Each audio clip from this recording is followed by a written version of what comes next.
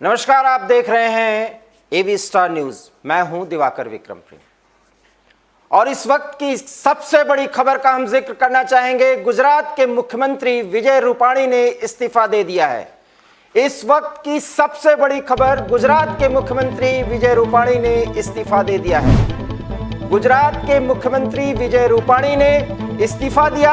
ये शनिवार की आज की सबसे बड़ी खबर, और वो ये है कि गुजरात बीजेपी में एक बड़ा सियासी उलटफेर हुआ है, और वो ये कि गुजरात के मुख्यमंत्री विजय रूपाणी ने सीएम पद से इस्तीफा दिया। जो अभी हमें प्राथमिक जानकारी मिल रही है उसके मुताबिक आज सुबह वो राज्यपाल से मिले और मिलने के बाद उन्हें अपना इस्तीफा सौंप दिया है। फिलहाल हमें इस बारे में कोई जानकारी नहीं मिल पा रही है कि उन्होंने किस कारण से इस्तीफा दिया है, लेकिन उन्होंने कहा कि मैं बीजेपी को आभार व्यक्त करता हूं। रूपाणी ने कहा, मैं बीजेपी को आभार व्यक्त करता हूं कि उन्होंने मुझे इस पद से नवाजा। विजय रूपाणी गुजरात के मुख्यमंत्री ने इस्तीफा दे दिया है। यह शनिवार की आज की सबसे बड़ी खबर आप तक एवी स्टार के माध्यम से पहुंचाया जा रहा है, और वो ये है कि गुजरात के मुख्यमंत्री विजय रूपाणी ने इस्तीफा दे दिया है। एक बार हम आपको फिर बताना चाहेंगे, गुजरात के मुख्यमंत्री विजय रूपाणी ने इस्तीफा दे दिया है। इस्तीफा क्यों दिया, किस लिए दिया, कारण क्या थे, इसके बारे में उन्होंने कुछ नहीं कहा, लेकिन उन्होंने इतना जरूर कहा कि मैं भारतीय जनता पार्टी का आभार व्यक्त करता हूं। इस समय की सबसे बड़ी खबर, गुजरात बीजेपी में एक बड़ा सियासी उलटफेर हुआ है। गुजरात के मुख्यमंत्री विजय रूपाणी ने इस्तीफा दे दिया है, और हम आपको इस समय सीधे लिए चलते हैं अपने न्यूज रूम, जहां हमारे सहयोगी सोहन सिंह इस समय हमको ज्यादा जानकारी देंगे। सोहन, और क्या ताजा जानकारी मिल रही है गुजरात की राजनीति को लेकर के, जो बॉन्डर आया है विजय रूपाणी ने सीएम पद से जो इस्तीफा दिया है? देखिए दिवाकर जी, सबसे पहले तो ये आज की सबसे बड़ी खबर है, और आपको बता दें कि जो विजय रूपाणी है, उनका पिछले कई समय से जो बीजेपी प्रदेश अध्यक्ष हैं CR पटेल, उनके साथ में मतभेद चल रहा था, जिसके बाद ये संभावना जताई जा रही थी कि अब उन्हें मुख्यमंत्री पद से हटाकर, क्योंकि अब यहाँ पर गौर करने वाली बात यह है कि एक साल में गुजरात में चुनाव होने हैं, और आपको मैं 2017 के चुनाव की याद दिला दूं। उस वक्त आनंदीबेन पटेल वहां पर मुख्यमंत्री थी। ठीक चुनाव से पहले उन्हें हटाया गया था, और अब कहीं ना कहीं बीजेपी वही दांव दोबारा खेलती हुई नजर आ रही है। और यही अभी तक जो जानकारी मिल पा रही है उसके मुताबिक विजय रूपाणी ने अपना इस्तीफा जो है वो राज्यपाल आचार्य देवव्रत को सौंप दिया है। और अब सबसे बड़ा सवाल ये उठ रहा है कि आखिर जब गुजरात में बीजेपी चुनाव लड़ेगी, जी में आएंगे हम इन सारी खबरों का विश्लेषण करेंगे। जानकारी ये दीजिए कि ये इस्तीफे की खबर कितने बजे आपको प्राप्त हुई है, क्योंकि आपने मुझे सूचित किया कि गुजरात के मुख्यमंत्री विजय रूपाणी ने इस्तीफा दे दिया, और ये सबसे बड़ी खबर है शनिवार की। तो मैं आपको बता दूं कि अभी से करीब 3:05 या 6 मिनट के करीब पे ये खबर सामने आई थी, जिसके बाद मैंने आपसे इस बारे में बात की थी। आपको बताया था कि गुजरात की जो सियासत है उसमें कहीं ना कहीं हलचल अब तेज होने वाली है। अब विजय रूपाणी ने अपना इस्तीफा आचार्य देवव्रत को सौंप दिया है, और अब ऐसे में देखना दिलचस्प होगा कि जब विजय रूपाणी ने इस्तीफा दिया है तो अब आगे बीजेपी किस रणनीति के तहत चुनाव में वहां पर उतरेगी, क्योंकि आगे चुनाव में अब कम वक्त बचा हुआ है, 1 साल का वक्त बचा हुआ है। किसके चेहरे पर चुनाव बीजेपी लड़ेगी? केंद्र से कोई बड़ा चेहरा वहां पर देखने को मिलेगा मुख्यमंत्री के रूप में, या फिर जो राज्य के बड़े चेहरे हैं उन पर बीजेपी का फोकस रहेगा? यहाँ पर ये गौर करने वाली बात होगी। भारतीय जनता पार्टी को एक पार्टी के रूप में उसके प्रति आभार व्यक्त किया, किसी व्यक्ति का नाम नहीं लिया। यहां तक कि उन्होंने प्रधानमंत्री या अन्य किसी बड़े नेता का, जो ज्यादातर आप देख सकते हैं गुजरात से ही है, प्रधानमंत्री हो या गृह मंत्री हो, लेकिन उन्होंने, या भारतीय जनता पार्टी के राष्ट्रीय अध्यक्ष हो नड्डा जी, उनके भी प्रति कोई आभार व्यक्त नहीं किया। उन्होंने भाजपा का आभार व्यक्त किया, और इसके अतिरिक्त उन्होंने कोई बयान नहीं दिया। तो क्या यह माना जाए कि सचमुच में अंदर खाने बहुत ज्यादा हलचल थी, और प्रदेश अध्यक्ष भाजपा और विजय रूपाणी के बीच एक बड़ा मतभेद था? क्या सोहन, मतभेद के कुछ कारणों के बारे में भी आपको जानकारी मिल रही? क्योंकि अभी प्राथमिक जानकारी है, आपके पास भी हो सकता है सीमित जानकारी हो। हमारे इनपुट सहयोगी शोएब ने हमें कुछ जानकारी देने की कोशिश की है, वो पहल कर रहे हैं, गुजरात से हम संपर्क करने की कोशिश कर रहे हैं, बहुत जल्दी आपको जानकारी देंगे। लेकिन सोहन, जो प्राथमिक जानकारी आपको मिल रही है वो हमें शेयर करें। प्राथमिक जानकारी तो यही मिल रही मिल रही है कि सीआर पटेल के साथ में उनके मतभेद थे। जो खबरें निकलकर सामने आ रही हैं वो यही कह रही हैं कि सीआर पटेल के साथ में, जो बीजेपी प्रदेश अध्यक्ष हैं गुजरात के, उनके साथ में उनके मतभेद चल रहे थे, जिसको सबसे बड़ी वजह माना जा रहा है विजय रूपाणी के इस्तीफे की। अब अंदर खाने में क्या चल रहा था, क्या जो मतभेद था उसकी वजह से पार्टी को अगले जो चुनाव होने हैं उसमें नुकसान हो सकता था? क्या गुजरात बीजेपी इस मतभेद की वजह से? जी, वरिष्ठ पत्रकार महदीप सिंह हमारे साथ जुड़ रहे हैं, जो गुजरात मामलों के विशेषज्ञ हैं। महदीप जी, क्या जानकारी है सर?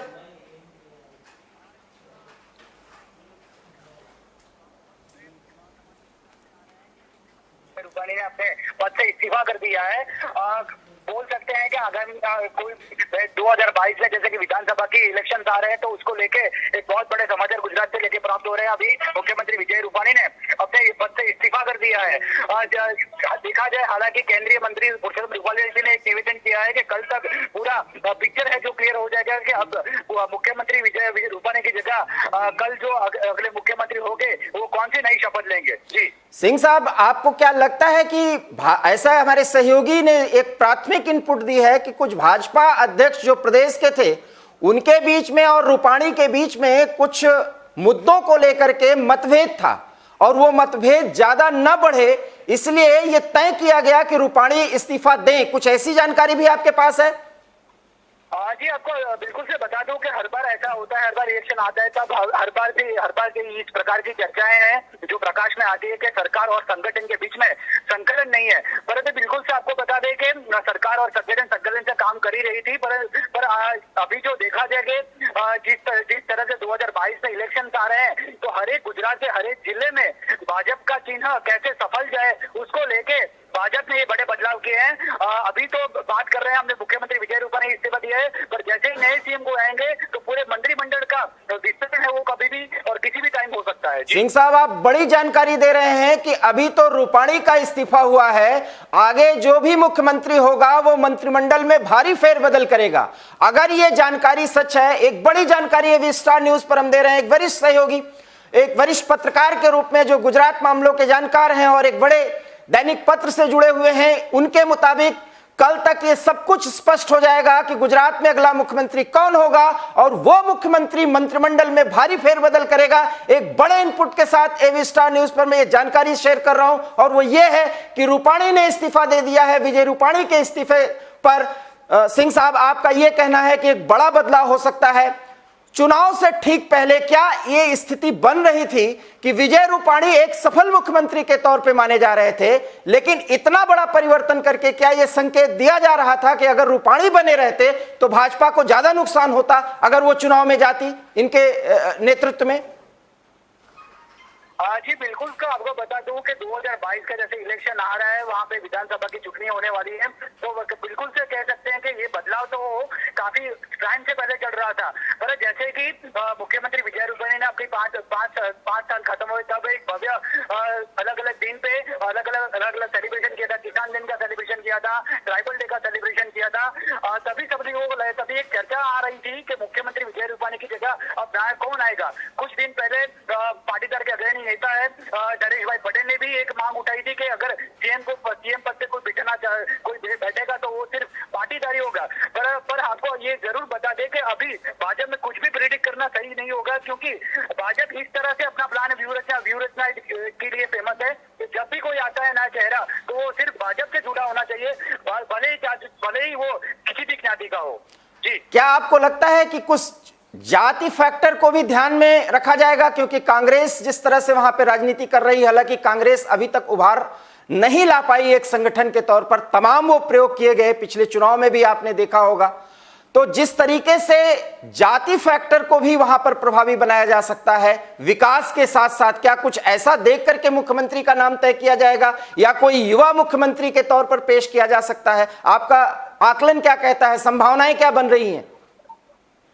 जी बिल्कुल से आपको बता दूं कि हर एक इलेक्शन में ज्ञाति समीकरण का जो मुद्दा है वो अभी हमेशा चर्चा में होता है। पर जिस तरह से जो बात की जाए कि 2 महीने पहले भाजपा संगठन की जो रचना हुई तो उसमें तब युवा चेहराओं को स्थान दिया जाया था।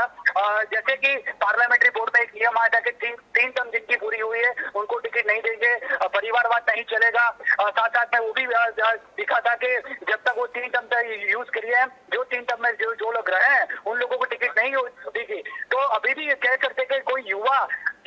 भी चेहरे को भी स्थान मिल सकता है। जी। आप गुजरात मामलों को बहुत दिन से कवर कर रहे हैं एक वरिष्ठ पत्रकार के तौर पर, क्या आपको लगता है कि इसकी कोई आहट आपको पहले मिली थी, कल या परसों से कुछ इस तरह की सुगबुगाहट थी, या बस एकाएक सारा निर्णय ले लिया गया और बहुत अंदर खाने सब कुछ तय करके लिया गया?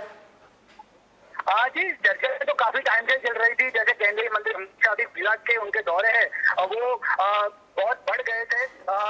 कभी साल में 2 बार आते, तो इस बार आप लास्ट 15 दिन का हिसाब निकाले, 15-20 दिन का, तो वो काफी बार गुजरात आ चुके हैं। तब भी उनकी राजकीय मुलाकात हुई थी। मुख्यमंत्री विजय रूपाणी के साथ भी उन्होंने मुलाकात की थी, नितिन पटेल जी के साथ भी बात की थी, प्रदेश अध्यक्ष CR पाटिल के साथ मुलाकात थी, और जब भी सब केंद्रीय मिनिस्टर है उनके साथ भी उन्होंने मुलाकात की थी।